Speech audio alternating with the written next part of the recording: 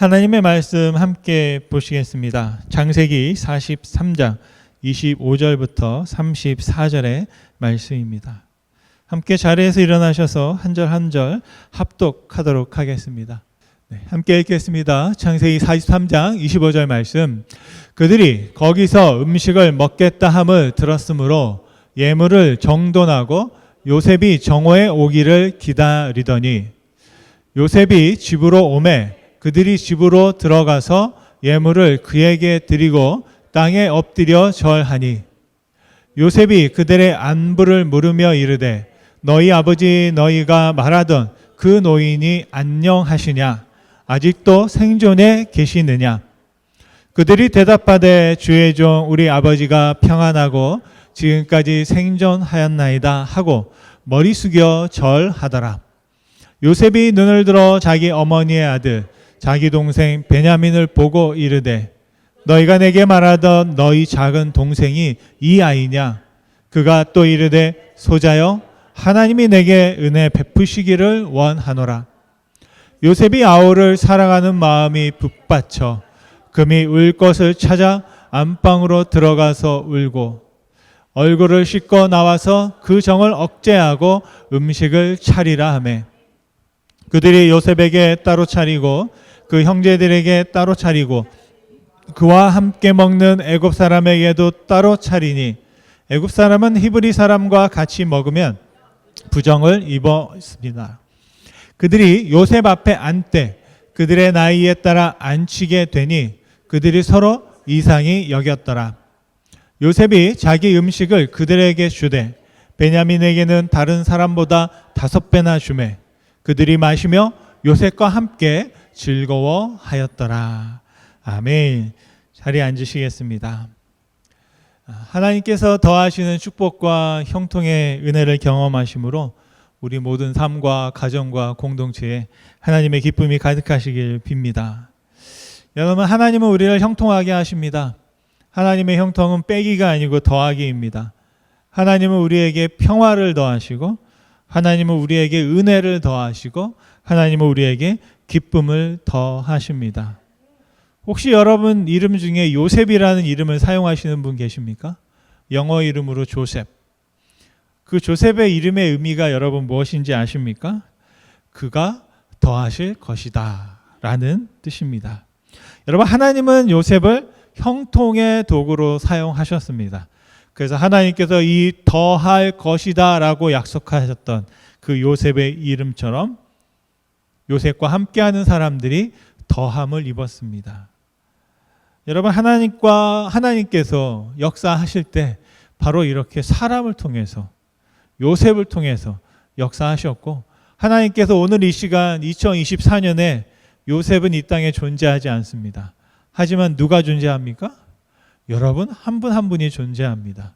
그렇다면 하나님은 여러분을 통해서 요셉과 함께 하셨던 일들을 펼쳐 가실 줄 믿습니다.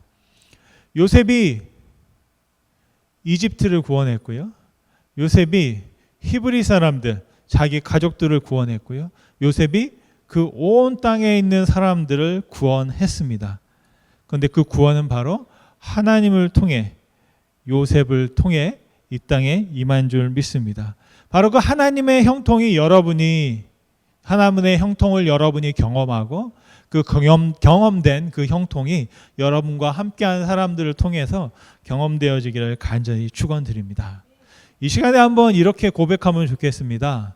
내가 하나님의 형통을 고백하고 싶다면 내가 먼저 형통한 자가 돼야 돼요. 저는 그런 마음을 갖습니다.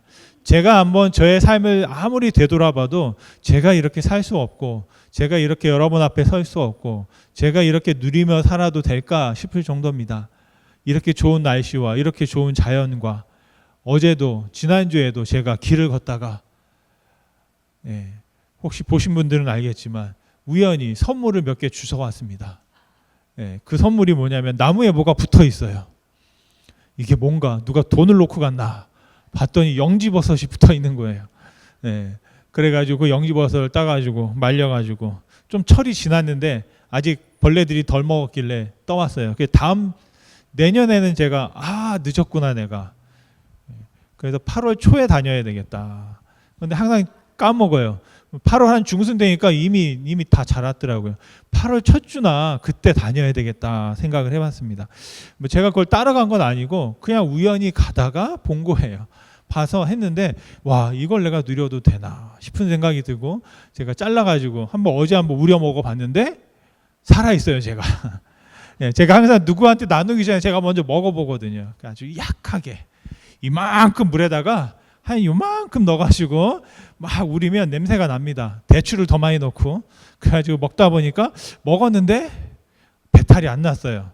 예, 먹어도 되는 거다. 그러면 이제 제가 여러분에게 나누어 드릴 분을 원하시는 분들은 제가 말씀하시면 나누어 드리도록 그렇게 하겠습니다. 드리고 싶은 말씀은 뭐냐면 내가 먼저 고백을 해야 된다. 뭐냐?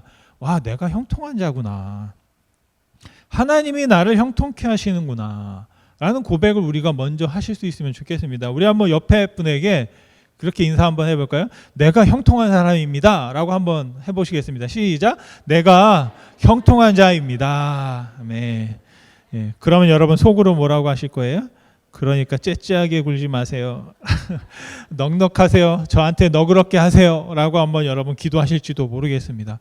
여러분, 하나님을 믿는 자들은 내가 내 힘으로 산다고 고백하지 않죠? 어떻게 고백합니까? 하나님의 은혜로 살아간다. 다시 말하면 하나님의 것이 나의 것이다. 그렇기 때문에 우리는 형통할 수밖에 없는 줄 믿습니다.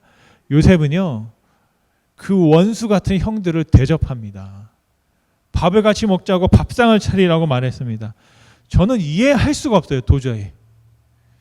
혹시 저한테 요셉처럼 하기를 바라지 마시기 바랍니다.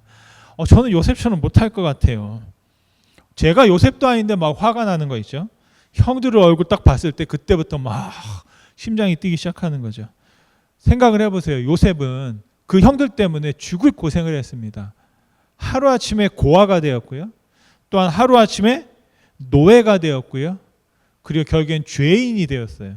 그래서 그 지하 감옥에서 평생을 그냥 그렇게 죄수로 살다가 죽을 운명에 처해져 있었습니다. 정말로 억울한 세월을 보냈습니다.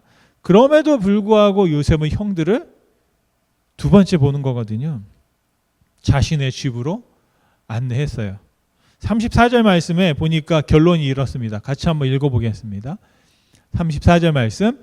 요셉이 자기 음식을 그들에게 주되 베냐민에게 다른 사람보다 5배나 주매 그들이 마시며 요셉과 함께 즐거워하였더라. 아멘. 와, 저는 여기서 이해할 수 없는 게 하나 더 있어요. 맨 앞장입니다. 요셉이 자기 음식을 그들에게 주었다. 여러분, 이게 이해가 되세요?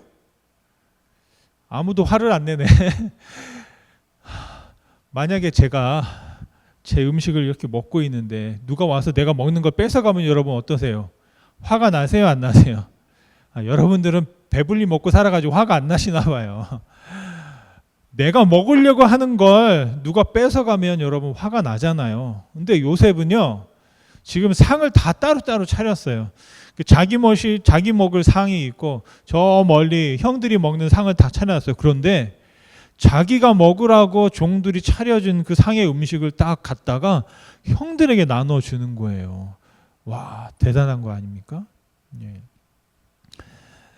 제가 그 햄버거 집에 가서 우리 한국 분들은 콜라를 꼭 하나만 시켜요.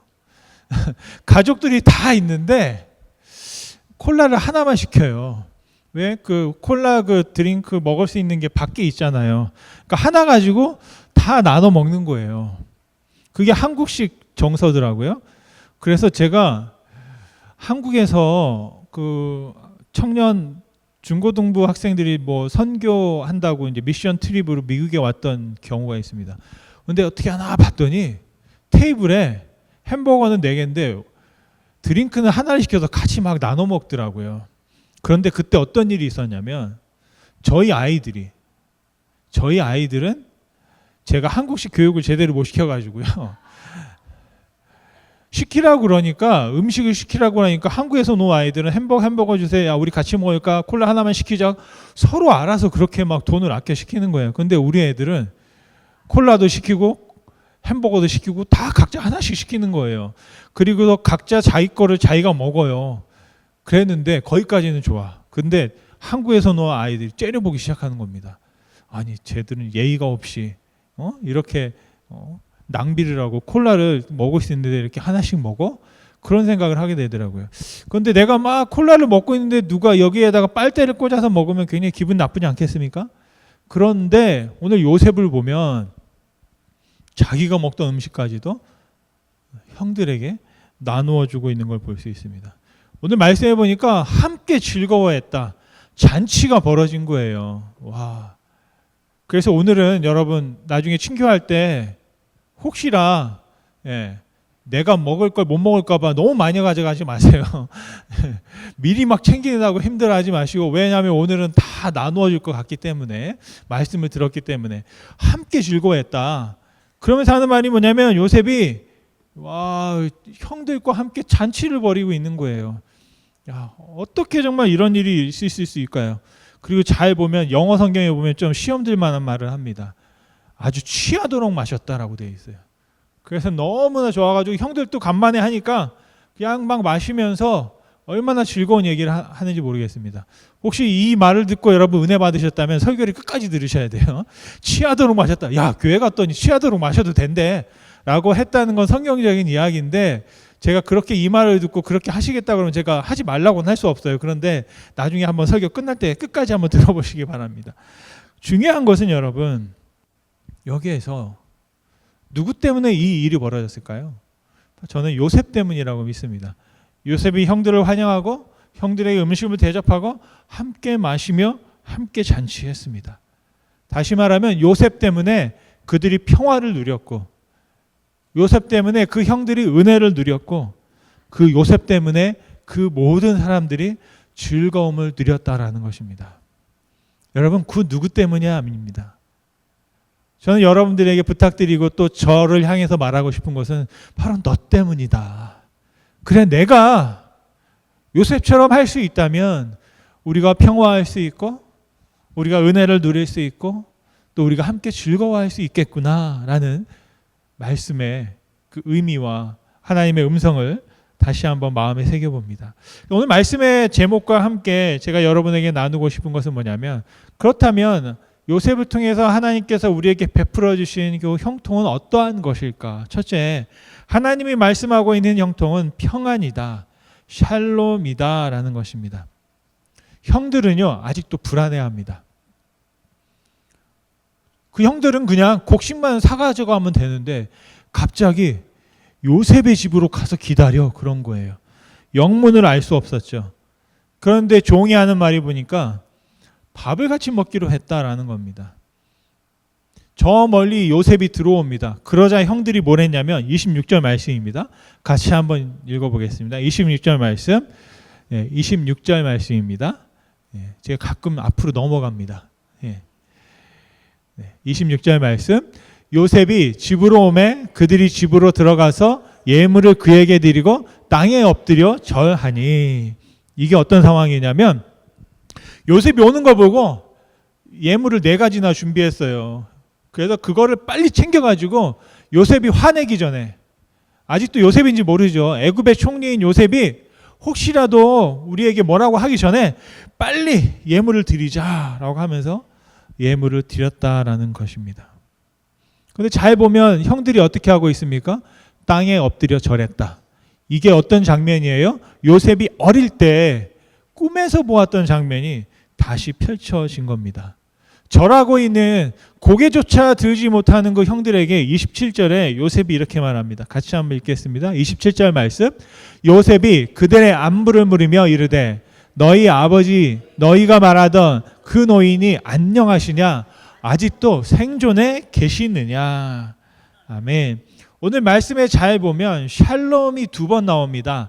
안부를 묻다 할 때 안부가 샬롬이고요, 노인이 안녕하냐 할 때 이 노인의 안녕을 말하는 것도 샬롬, 평안입니다. 여러분, 우리가 평안을 사용할 때 3가지 대표적인 경우가 있습니다. 첫째는 육신이 건강하십니까? 라고 물어볼 때 샬롬 하십니까? 하는 거고요. 또 경제적으로 여러분의 혹시 어려움은 없으십니까? 평안하십니까? 살림살이가 괜찮으십니까? 라고 말할 때도 샬롬을 쓸 수 있고요. 셋째는 혹시 여러분 두려우십니까? 마음이 편안하십니까? 라고 말할 때도 샬롬이라고 말할 수 있습니다. 여러분, 하나님의 형통이 우리에게 주어지면 어떤 일이 벌어지느냐? 샬롬이 벌어집니다. 여러분 혹시 지금 평안하십니까? 여러분 신체적으로 여기저기 아프기도 하지만 그래도 잘 견뎌내고 잘 살아가고 계십니까? 마음이 불안하거나 떨림 없이, 혹시 또 여러분 경제적으로 엄청난 어려움이나 고통 없이 여러분 살고 계십니까? 안 그러십니까? 그렇다면 여러분 하나님의 형통을 여러분은 누리고 경험하고 있는 줄 믿습니다. 여러분 어떻게 하면 우리가 함께 하나님의 형통을 경험할 수 있는가? 서로에게 무난하는 겁니다. 평안하시죠? 특별히 어려움은 없으시죠? 라고 물어보는 거예요. 여러분 바로 이렇게 물어볼 때 우리가 형통할 수 있다라는 겁니다. 샬롬은 무례하지 않고 샬롬은 우리에게 명령하지 않습니다. 하나님의 형통은 너 형통해야 돼. 너 잘 돼야 돼. 내가 이렇게 했는데 네가 왜 이렇게 살아라고 타박하거나 심판하거나 정벌하는 것이 아닙니다. 하나님의 형통은 이렇게 될 줄 믿는다고, 네가 지금 잘하고 있다고 말씀하고 있는 겁니다. 신앙생활 하다 보면 저도 그렇고 여러분도 그렇고 누가 저에게 명령하거나 지적하면 굉장히 힘들어집니다. 기도해! 라고 하면 여러분 아무도 아멘 안 하시잖아요. 전도해! 라고 하면 여러분 속으로 뭐라고 하세요? 그래 목사님은 그래도 몇 명이나 전도했어요? 막 이제 이렇게 되는 거죠. 뭐뭐 해! 그러면 당신도 잘하세요 라고 하는 마음이 먹는 게 우리 인간적인 마음이에요. 그런데 마음을 좀 바꿔서 얘기하는 거죠. 예배해야 돼! 라고 말하는 것이 아니라, 와, 오늘 예배에서 여러분을 만나니 너무 기쁩니다. 자주 보면 좋겠습니다. 라고 하면, 와, 나를 반겨주니까 나 또 오고 싶다 라는 생각을 하실 거예요. 또 제가 에머터 와가지고 많이 얻어먹고 다니고 있거든요. 교회도 오면 자꾸 얻어먹고, 주중에도 보면 모임이 있을 때 알고 간 건 아닌데 우연히 가서 권사님들 식사하실 때 껴서 같이 밥을 얻어먹고 합니다. 그런데 그걸 먹으면서 왜 이렇게 짜요 권사님, 입맛이 왜 이래요? 라고 하면 여러분 다시 얻어먹기 힘들죠. 그럴 때 우리가 어떻게 해야 됩니까? 이야, 정말 세상에 태어나서 이런 건 처음 먹어본다고. 그리고선 그릇을 싹싹 비우면 그 다음부터 똑같은 게 나와요. 계속 똑같은 간이 나옵니다. 그러니까 여러분 그럴 때는 그냥 알아서 물 타 먹던지 하는 거예요. 그냥 하나님께서 저와 여러분에게 주실 때 주시면, 와, 감사합니다. 잘 먹었다. 뭐 내가 이거 정말 이런 걸 먹어본 적이 없다고 하면 또 얻어먹게 되는 겁니다. 여러분 제가 보니까 기도를 하라는 것보다 기도를 부탁하면 더 기도할 수 있는 그런 동기가 되더라고요. 기도해야지 라고 말하기보다는, 와, 내가 당신이 나를 위해서 기도해 주어서 이렇게 건강하게 오늘 또 예배하고 함께하고 있다라고 말하면 미안해서 더 기도하고 싶어지는 거예요. 가끔 목회자로서 제가 그런 말을 들을 수 있어요. 솔직히 여러분들에게 말하지만 기도한 적이 없는데 제가 기도해가지고 이렇게 된 것 같다고 말하는 분이 계시더라고요. 그럼 내가 기도했나? 한번 생각해 보는 거예요. 여러분들을 위해서는 기도해요. 근데 제가 잘 모르고 한 번 만나고 기억을 못했던 분인데 기도해 주셔서 감사했다고 그러는 거예요. 그러면 잠깐 내가 기도했나 생각하게 되는 거죠. 그러면서 생각하게 보는 것은 뭐냐면, 야, 내가 정말 더 기도해야 되겠구나 라고 하는 마음을 갖게 되는 것입니다. 여러분, 우리는 샬롬을 통해서 내가 형통할 수 있고 우리와 함께하는 자들이 형통할 수 있게 되는 줄 믿습니다. 여러분 하나님의 형통을 누리시기를 간절히 소원합니다. 그리고 하나님의 형통이신 그 평안을, 그 샬롬을 함께 선물하실 수 있기를 간절히 소원합니다. 두 번째로 하나님의 형통은 은혜입니다. 형통은 은혜를 경험하는 것입니다. 형들에게 요셉이 한 것이 있습니다. 첫째, 형들의 안부를 물었고요. 두 번째, 아버지의 안부를 물었습니다. 그러면서 이때 무엇을 하느냐? 자기 앞에 있는 베냐민을 바라보게 됩니다. 29절 말씀을 같이 한번 읽어보겠습니다. 29절 말씀. 요셉이 눈을 들어 자기 어머니의 아들 자기 동생 베냐민을 보고 이르되, 너희가 내게 말하던 너희 작은 동생이 이 아이냐?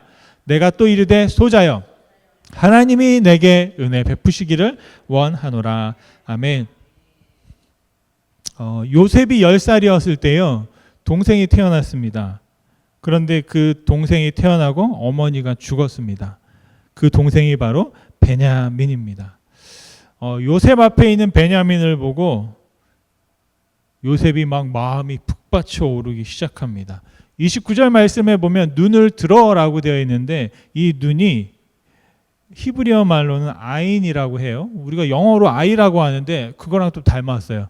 들다라는 게 나사입니다. 그래서 나사 아인인데 눈을 들어 할 때 이 아인은 어떤 의미가 있냐면 한국말 성경에는 눈이라고 번역했는데 흐른다라고 그런 의미를 가지고 있어요. 그 말이 뭐냐면 눈에서 눈물이 벌써 맺혀서 흐르고 있다는 거예요. 눈을 들어서 베냐민을 봤을 때 요셉의 눈에 이미 눈에서 눈물이 맺혀서 흐르고 있는 상태였다라는 겁니다. 그러면서 요셉이 베냐민을 축복합니다. 은혜 베푸시기를 원하노라. 이게 원어로는 하나니라는 뜻인데요. 히브리어 하나는 불쌍히 여긴다, 긍휼히 여긴다라는 거예요. 하나님께서 베냐민 너를 긍휼히 여기고 불쌍히 여겨주기를 원한다라고 말씀하고 있습니다. 그리고 그 말을 한 다음에 어떤 일이 벌어집니까? 30절 말씀입니다. 같이 한번 읽겠습니다. 더 이상 말을 잇지 못하고요. 30절 말씀. 요셉이 아우를 사랑하는 마음이 북받쳐 급히 울 곳을 찾아 안방으로 들어가서 울고라고 했습니다. 마음이 북받쳤다. 여기서 마음이 히브리어 성경에는 라함인데요.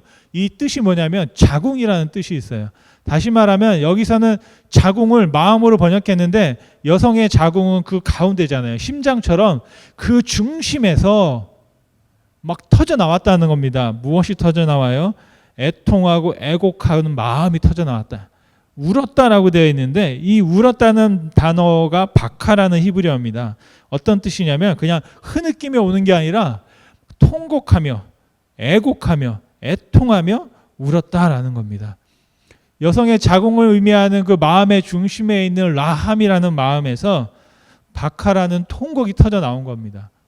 그러면서 견디지 못하고 울었다라는 거예요. 제가 이렇게 찾아보니까 여성분들이 임신하고 출산을 할 때 그 고통이 뼈 한 20개 정도가 한꺼번에 부러지는 그런 고통이다라고 의학적으로 설명을 하더라고요. 우리 한국말로는 뭐 창자가 끊어진 것 같은 그런 어떤 아픔, 뭐 그런 말이 있죠. 정말 마음이 막 녹아내리는 것 같은 그런 마음이 바로 누구의 마음? 지금 요셉의 마음이었습니다. 여러분, 은혜를 구하고 은혜를 말하고 은혜를 기도할 때 그냥 은혜가 있기를 원합니다 라는 게 아니라 요셉이 하는 이 은혜의 구함은 정말로 마음속에서 그 깊은 곳에서 하나님께서 은혜 내려주시기를 바라는 마음으로 구하고 있는 것을 볼 수 있습니다.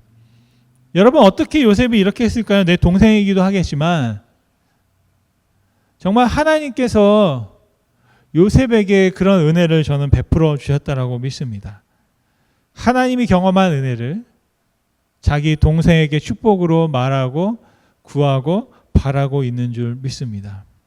여러분, 요셉은 하나님의 긍휼을 경험했고 삶 속에서 엄청난 고통을 겪었음에도 불구하고 그 고난을 통해서 오히려 다른 사람을 더 축복하는 위치에 있게 됐다라는 겁니다. 고난을 받았을 때 그 고난을 극복하고 성숙하는 사람이 있고 고난을 받았을 때 그 고난에 넘어져서 삶을 포기하는 경우가 있습니다. 이것을 자기계발서나 일반 심리학에서는 탄력 회복성이라고 하는데요. 그게 뭐냐면 공을 땅에 떨어뜨렸을 때, 던졌을 때 공기가 팽팽한 공은 다시 튀어오릅니다. 그런데 바람이 없는 공, 바람이 빠진 공은 딱 던지면 땅에 그냥 철퍼덕 하고 그냥 주저앉아 버리고 다시 튀어오르지 못하죠. 그게 뭡니까? 공기가 팽팽하냐.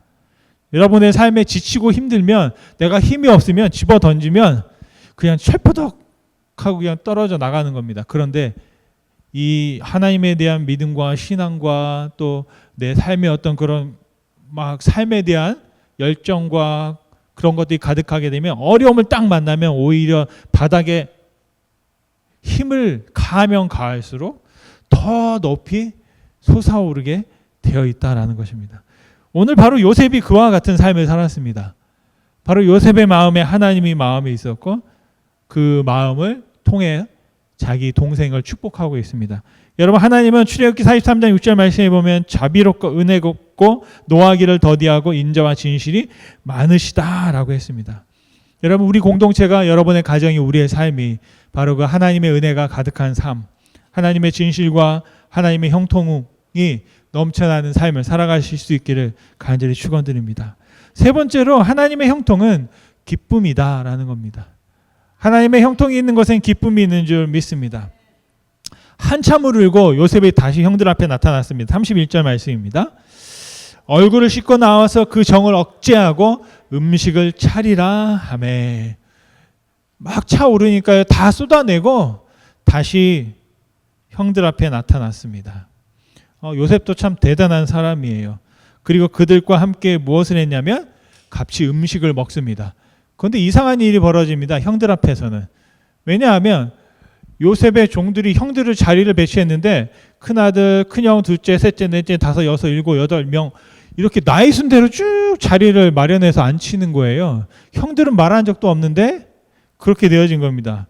좀 이상하죠? 그런데 형들은 그냥 우연이겠지라고 생각하며 자기 앞에 놓여진 음식을 쳐다보기 시작합니다. 그리고서는 먹을까를 기다리고 있는데 요셉이 또 아까 34절 말씀처럼 또 다시 한번 읽어볼까요? 34절 말씀. 요셉이 자기 음식을 그들에게 주매 베냐민에게는 다른 사람보다 5배나 주매 그들이 마시며 요셉과 함께 즐거워하였더라. 아멘. 형들은 기분이 나빴을지도 모르겠습니다. 왜 얘한테만 5개를 주느냐? 그런데 뭐 지금은 거기까지는 아니었을 것 같아요. 저는 이걸 보면서 혹시 과거에 요셉의 아버지 야곱이 요셉에게 이렇게 하지 않았을까 싶기도 해요. 요셉이 왜 미움을 받았냐면 아버지 야곱이 요셉에게만 특별한 색깔 있는 알록달록한 채색 옷을 입혔거든요. 형들은 그런 거 안 챙겨주는데 요셉에게만. 왜요? 요셉이 누구의 아들? 자기가 사랑하는 라헬의 아들. 진짜 요셉이 내 아들. 이 아들에게 장자가 될 수 있는 권한과 이 요셉에게 채색 옷을 입혀서 자신의 생각과 자신의 뜻을 우연히 자기 아들들에게 보여준 거거든요. 알아차리라고. 눈치가 있으면 알아차리라고. 그랬더니 형들이 알아차렸죠.